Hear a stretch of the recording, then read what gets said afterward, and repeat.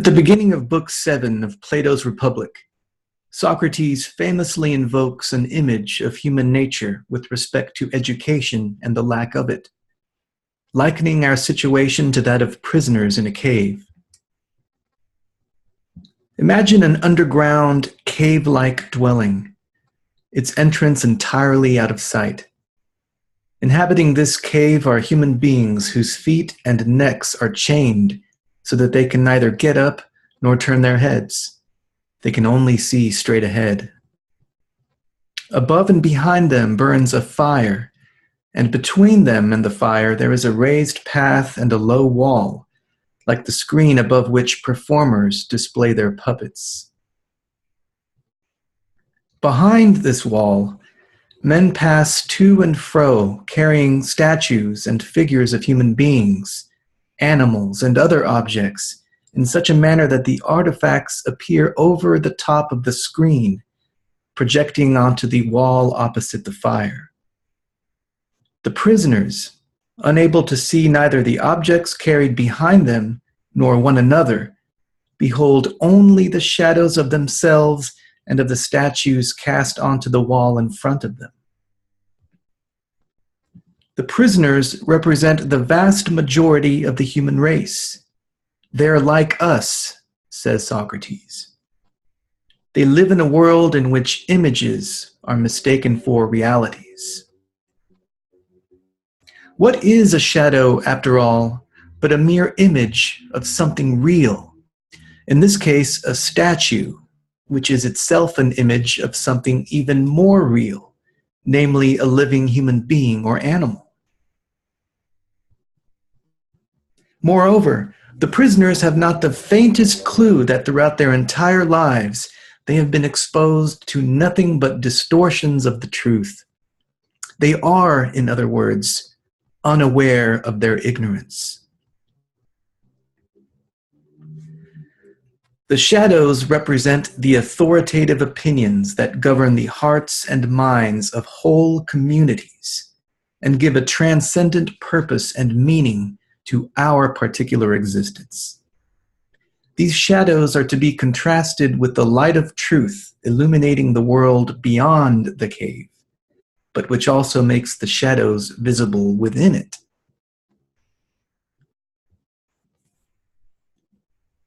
So what are our authoritative opinions?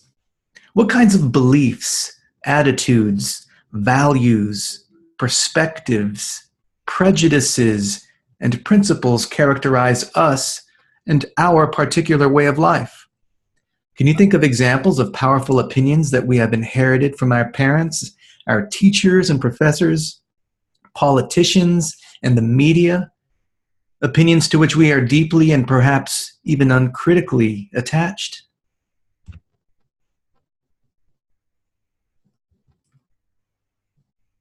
The men carrying the statues are the lawgivers, the founders of religions, artists and activists and intellectuals who establish or contribute to the cultural values and cosmic worldview that characterize and define any given society.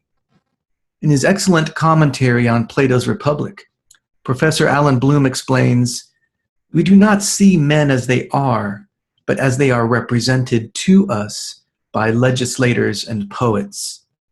A Greek sees things differently from the way a Persian sees them.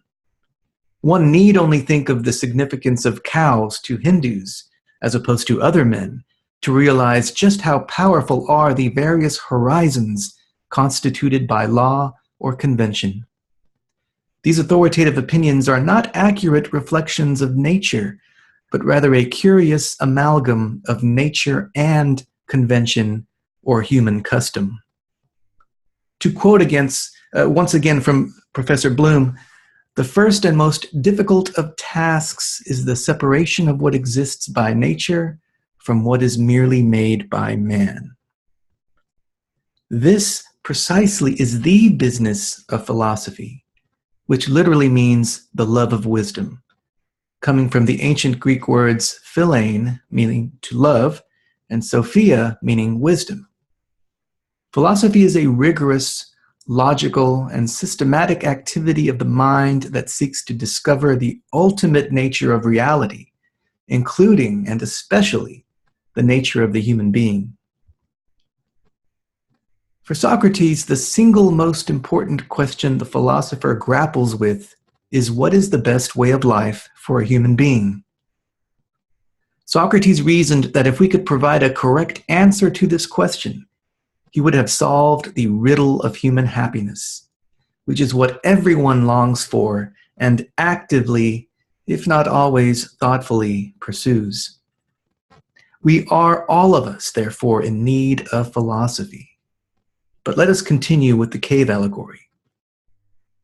Next, imagine that one of the prisoners is forcibly turned toward the firelight. He would be pained by the sudden brightness in his eyes and would be unable to make out the statues being carried before the fire.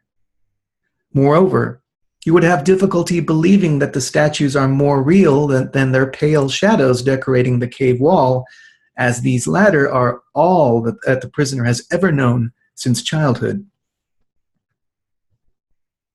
And if the prisoner were compelled to look at the light, his eyes would hurt and he would avert his gaze, turning instead toward the comfortable and familiar darkness. Lastly, if someone dragged him away by force up the rough, steep path out of the cave and into the daylight, he would be distressed and annoyed at being so dragged. Once out of the cave, the glaring sun would leave him temporarily blinded, unable to see objects in the natural world. Gradually, however, he would recover his sight, first making out the shadows of things on the ground, then seeing their reflections in pools of water, followed by a direct vision of the objects themselves. Lifting his gaze still higher, he would behold the moon and the stars at nighttime, and then finally see the sun itself by itself in its own region. The philosopher, having spent his whole life mistaking the soiled fragments of the truth for the truth itself, has finally achieved liberation from the cave of ignorance. He has literally become enlightened. To the one who has been liberated from the tyranny of shadows and who is, therefore, genuinely happy because he has seen the light of truth, the habits, opinions, honors, customs, and praises, indeed the very lives of the prisoners languishing in the darkness below, can only be seen as pitiful, slavish, and crude.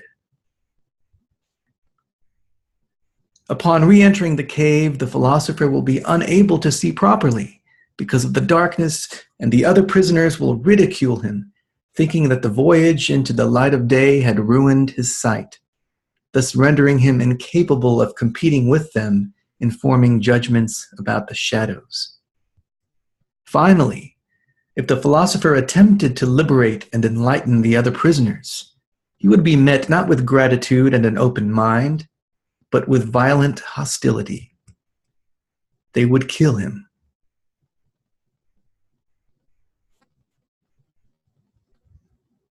Why is this so?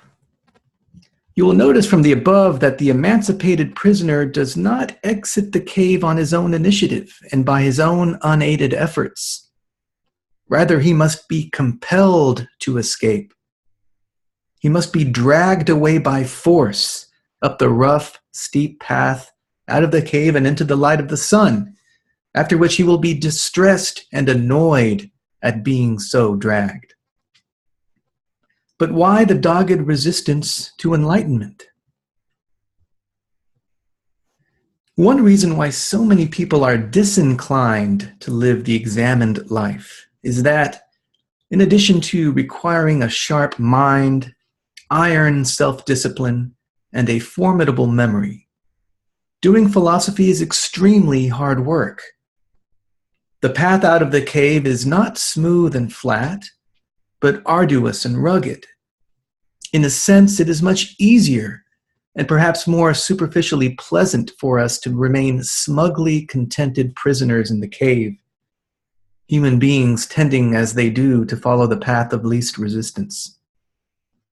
It is a lamentable fact of human nature that not everybody is willing to carefully examine his or her most basic assumptions and thereby gain freedom from the uncritical acceptance of the beliefs that we inherit from those who came before us. Do most human beings seem to prefer a comforting illusion to an unsettling truth? If the answer is yes, then we have discovered another reason why philosophy is a difficult enterprise. It requires a degree of courage on the part of the truth seeker, namely the courage to follow the argument wherever it may lead. This in turn forces us to risk abandoning some of our most comforting and emotionally sustaining beliefs once we discover them to be philosophically unsound. For the lover of wisdom, this risk is worth taking. Why? Because by doing philosophy, we achieve true freedom and independence of mind. As Socrates says near the end of the Apology, the unexamined life is not worth living for a human being. Thank you for listening.